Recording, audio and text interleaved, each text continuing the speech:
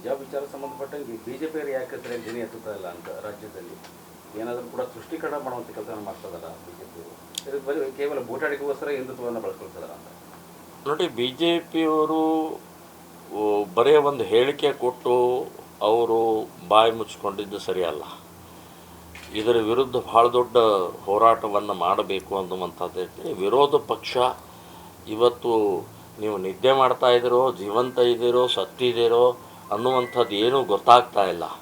ಎಂತೆಂಥ ವಿಷಯಗಳಿದ್ದಾವೆ ಇವತ್ತು. ಈ ಹಿಜಾಬದ್ದಂತೂ ಭಾಳ ಗಂಭೀರವಾದಂಥ ವಿಷಯ ಇದು. ಸೊ ಅಂಥ ವಿಷಯವನ್ನು ಬರೀ ಒಂದು ಸ್ಟೇಟ್ಮೆಂಟ್ ಕೊಟ್ಟು ಸುಮ್ಮನಾದ್ರೆ ನಡೆಯೋದಿಲ್ಲ. ಧ್ವನಿ ಎತ್ತಬೇಕು, ಕೋರ್ಟಿಗೆ ಹೋಗಬೇಕು, ಇಡೀ ರಾಜ್ಯಾದ್ಯಂತ ಇದರ ವಿರುದ್ಧ ಹೋರಾಟ ಮಾಡಬೇಕು. ಇದನ್ನು ವಾಪಸ್ ತಗೊಳ್ಳೋವರೆಗೆ ನಿರಂತರವಾದಂಥ ಹೋರಾಟವನ್ನು ಮಾಡಬೇಕು ಅಂತನ್ನುವಂಥದ್ದು ನಾನು ಬಿ ಜೆ ಪಿಯ ವಿರೋಧ ಪಕ್ಷದಲ್ಲಿದ್ದಂಥವ್ರಿಗೆ ನಾನು ಆಗ್ರಹವನ್ನು ಮಾಡ್ತಾಯಿದ್ದೀನಿ. ಅವ್ರು ಮಾಡ್ತಾರೋ ಬಿಡ್ತಾರೋ ಗೊತ್ತಿಲ್ಲ. ನಾವಂತೂ ಈ ವಿಷಯದಲ್ಲಿ ನಮ್ಮ ದೇಶದ ಸುರಕ್ಷತೆ ಹಿನ್ನೆಲೆಯಲ್ಲಿ ವಿದ್ಯಾರ್ಥಿಗಳಲ್ಲಿ ವಿಷಬೀಜ ಬಿತ್ತುತ್ತಾ ಇರುವಂಥ ಈ ಮಾನಸಿಕತೆಯ ವಿರುದ್ಧ ನಾವು ಹೋರಾಟ ಮಾಡೋದನ್ನು ನಿರ್ಧಾರ ಮಾಡಿದ್ದೀವಿ.